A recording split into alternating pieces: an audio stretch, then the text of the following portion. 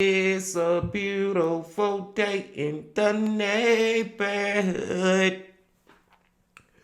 Reaction Beanie Yo 135. Day in the neighborhood, my people. Hope everybody doing good out there as always, man. Hey, hope everybody's safe out there as always. Hey, if you're new to the channel, I hope you hit that subscribe button for me, man. And welcome to the family. Now, we're going to get into a quick one today, man. This is a real quick one. And it's coming from our homegirl, Anna Sauce. Going back to Anna once again, baby. And the title of the video is The Sick Teen Who Live Streamed Her Sister's Death and Didn't Care. Now, it say live stream her sister's death. Did she actually kill her sister? Or her sister died in some kind of way and she just decided to start recording? Like, that's the part that I'm wondering about right now. I don't know, but you know we finna see. But before we see, get whatever you might need. Get what you need for the quick story coming from Anna, man. It's only 11 minutes and 49 seconds, bro. But I'm pretty sure it's gonna be damn good. Y'all got what y'all need, y'all ready to go? Then let's fucking go. She shows her sister's gory body strewn on the grass. As people who do this for a living, it's very disturbing to us because the callous nature of her actions. She knows she killed her own sister. Oh shit. Well, that's out the window. She killed her. This is 18-year-old Obdulia Sanchez during her first preliminary hearing in court by video. She appears completely emotionless as the judge reads out the charges against her. Do you understand the charges? A little bit. Do you have the funds to hire your own attorney? No, I don't. I'm going to appoint the public defender. This was only a few days after an incident that shook the entire nation and blew up the internet. But Obdulia didn't seem to care at all, even when it was her actions that had caused her own sister's death. Obdulia Sanchez lived in Stockton, California, with her parents, Gloria and Nicandro Sanchez, and 3 siblings, Jacqueline, Evelyn, and Nicandro Jr. Growing up, Obdulia went through some pretty traumatic situations. She was abused at the age of 11, and then when she was 13, she was abducted, tortured, and even trafficked. During that time, she was forced to abuse alcohol and controlled substances, which eventually led her to becoming completely dependent on them. Many believe that it is these harrowing experiences that contributed to what happened on July 21st, 2017. I ain't gonna lie, y'all. She done been through some traumatic shit, bro. Especially at that little young age. Hey, man, that type shit changed somebody, bro. I ain't saying that what she did is right, but I'm just saying, bro, she went through some shit, bro. She knows she do something wrong because she knows. And that's what I feel. She feel bad, but she self-killed her own sister. When this incident happened, Crazy. Obdulia was 18 years old and had just graduated from high school after spending 2 years in Child Protective Services, while her sister Jacqueline was 14 years old and had just finished 10th grade. Those who knew Jacqueline described her as brave and smart, with a bright future ahead of her. She wanted to travel the world and become an actor and a singer. And like many girls her age, Jacqueline was super into social media, especially Instagram, which is where she met her 14-year-old friend, Manuela Seja. The two had been dating for about 7 months when this tragic incident happened. That Friday evening, Obdulia and Jacqueline drove from Stockton to Fresno to pick up Manuela and bring her back to the Sanchez house. Jacqueline was turning 15 and she was super excited about her quinceañera party, which was to take place over the weekend. Sadly, that day never came for her. At around 6:40 p.m., Obdulia was driving on the highway in Los Banos, California, while live streaming on Instagram. The video footage shows her driving while rapping along with the music in her car. In the back seat, Jacqueline and Manuela are seated next to each other, completely unaware of what was just about to happen. At one point, Obdulia took her hands off the steering wheel, causing the car to veer off the road. But then when she tried to correct it, it swerved across lanes, crashing through a barbed wire fence and overturning into a field. Bruh, I think I have seen this shit before somewhere, y'all. I remember this now. I remember this. Let's go. I don't know from where, but I remember it. You can hear screaming and the sounds of metal crushing as Jacqueline and Manuela, who had not been wearing their seatbelts, are thrown out of the overturning car. Seconds later, you hear Obdulia calling Jacqueline's name before coming into view and talking into the camera. Then she does something totally horrifying. Crazy. She shows her sister's gory body strewn on the grass. Who does that? Who? I killed my sister, okay? I know I'm going to jail for life, alright? I understand that. Really, bro? This is Really? the last thing I wanted to happen, okay? Alright? I don't care though. I'ma hold it down. The disturbing footage ends with Obdulia kneeling next to her sister's dead body and saying, "I'm f***ing sorry, baby. I didn't mean to kill you, sweetie." When the emergency services arrived at the scene, they found Jacqueline dead with a nasty cut on her head. Manuela had major leg injuries, while Obdulia complained of having pain in her chest and right knee. According to the authorities, Obdulia was screaming hysterically and trying to fight the officers when they tried to put her in an ambulance, so they detained her on suspicion of driving under the influence. During the investigation, authorities learned that Obdulia had posted another recording on her Instagram story, which showed her driving recklessly moments before the crash. In the footage, Obdulia almost hits a minivan that was crossing in front of her and Jacqueline, who was at the time seated on the front passenger seat, and could be seen moving her hands dramatically and yelling, "You're going to kill me." Dang. And sadly, that's exactly what happened.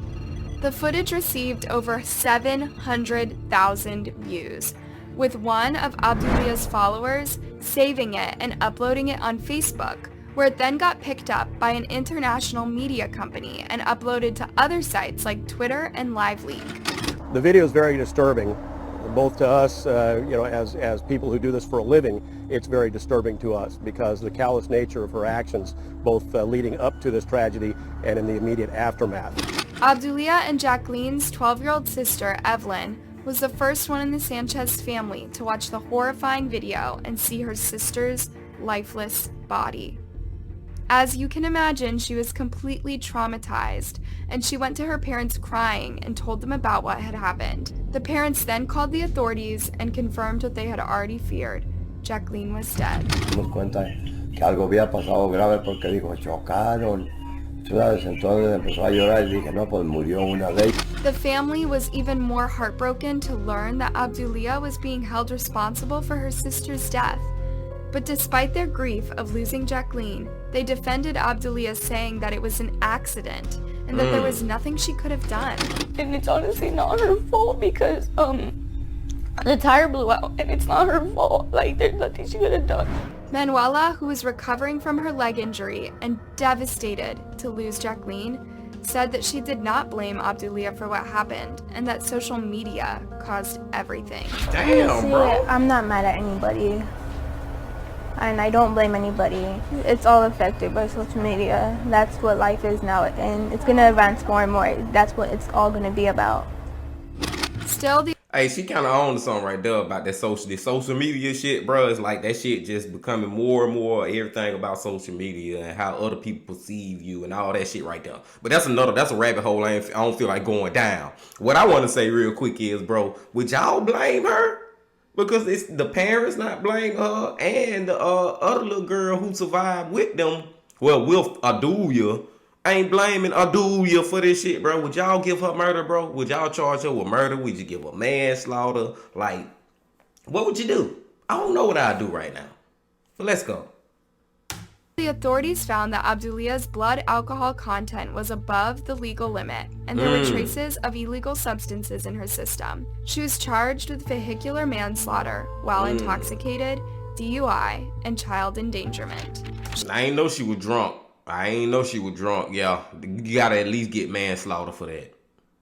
She pleaded not guilty to the charges, with her lawyer saying that although Abdulia had admitted in the video to killing her sister, it was unclear whether a crime had actually been committed.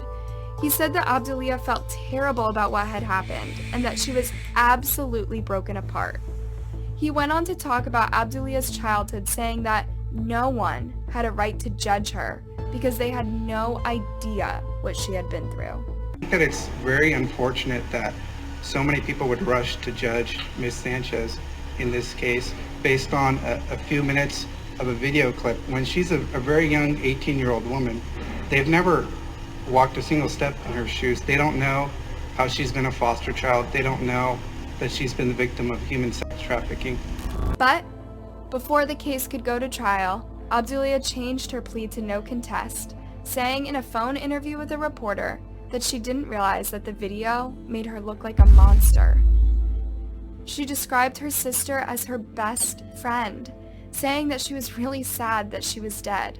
She then went on to explain why she took the horrific video, saying, "I made that video because I knew I had more than 5,000 followers. It was the only way my sister would get a decent burial. I would never expose my sister like that. I anticipated the public donating money because my family isn't rich." Like, seriously? That's messed up. That's fucked up, bro. Hell no, man. You still, there is no reason for you to have goddamn recorded your sister on that ground. No reason. During her sentencing hearing, Abdulia broke down in tears when the video was played in court, with the prosecution saying that the words that she used in the video showed that she didn't care that she'd killed her sister. However, her lawyer argued that Abdulia's words were just a cry for help, and that she didn't really mean it. Later, when Abdulia was given a chance to speak, she read an emotional letter expressing her remorse, saying that while she didn't want to go to prison, she deserved the punishment she would receive. She didn't deserve to die the way she did, and it shouldn't have been me. She also apologized to their parents, saying that she was tired of hurting the people she loved. Despite her parents and defense lawyer requesting that she be given probation, Abdulia was sentenced to 6 years and 4 months in prison. That's it? That's it? That's it.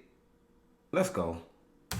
But the story does not end here. In September really? 2019, after only serving a little over 2 years of her sentence, Abdulia was released early on parole after apparently earning credit for good behavior and attending rehabilitation programs. Wow. But apparently prison did not help her in any way, because barely a month later she was arrested again.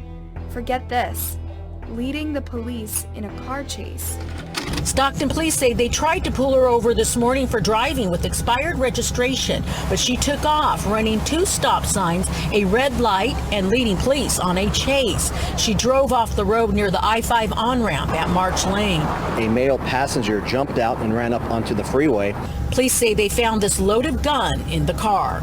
So what she did here in Stockton this morning is alarming because she was just released from prison, is on parole, and is already engaging in criminal activities. Abdulia ended up being charged with driving with a revoked license, violating parole, and carrying a loaded firearm. When she appeared in court, she seemed like a totally different person from the crying teen who had begged for forgiveness 2 years earlier. She now had her sister's name tattooed on her neck and had this detached look that showed she didn't really care what happened to her. Interesting to note is that even with this second brush with the law, Abdulia's dad still supported her, showing up in all her hearings saying that his daughter needed help more than prison. He claimed that Abdulia had been diagnosed with bipolar and needed treatment. What do you guys think about this case?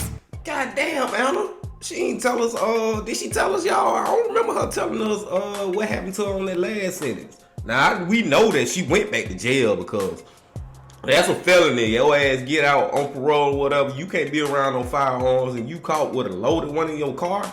Yeah. And then running from the police. Yeah, she went back to jail. I was just wondering how long, bro. I don't know. Maybe she ain't been sentenced or whatever yet, bro.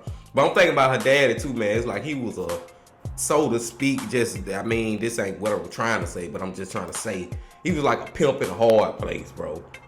Like he was stuck, man. Like, damn, my daughter did, but I love this daughter so much, and I really don't think she tried to do it. And they're gonna go back to just me and you, not the daddy, bro. We ain't well, let's try to put ourselves in the shoes of the parents. Bro, would y'all want y'all daughter that got your other daughter killed to go to prison for the rest of her life? Most of her life? Like, at all? Would you want her to go to prison at all? Like, I don't know, bro. And I remember this story from somewhere, y'all. I don't remember who channel I seen it from. This shit feel like it had been at least 2 years ago when I first heard about this story, man. But I seen this story on another YouTube channel, man. And I didn't know she was drunk. Well, she was over the, you know what I'm saying, the legal limit. So that probably had something to do with it. My only thing more than anything is, why did you record her body? Because that excuse that you gave, that wasn't good enough, man. I just don't understand how she did that shit, bro. I don't know, man. I think I would have charged her. Well, she did get charged with manslaughter, but she just ain't do enough time. I don't think she did enough time, y'all. What about 10 years? 10 years sound about right for y'all. This would be a hard one. I ain't gonna lie. This would be a hard one to decide how much time she really should have got. So I ain't finna just say that them 6 years, but then she only did 2. It's like, I ain't gonna say that was the wrong decision. I don't know what the decision is on this one. This would have been hard, man. But you can see as soon as she got out that she wasn't right, man. She just wasn't right, bro. And it probably come from her past, man, when she was little and going through all the being adopted and tortured and all that crazy shit right there. So I don't know, bro. This is a crazy one, man. It's good to hear the story again, this time from Anna, man. You know, my homegirl Anna, she do a great job, bro. I digress, man. Gonna let y'all go now, bro. Hey, hit that like button, comment, subscribe, and come on back tomorrow and chill with us again. But until then, my friends, I got one more thing to say. The Bean Pepe! Legend.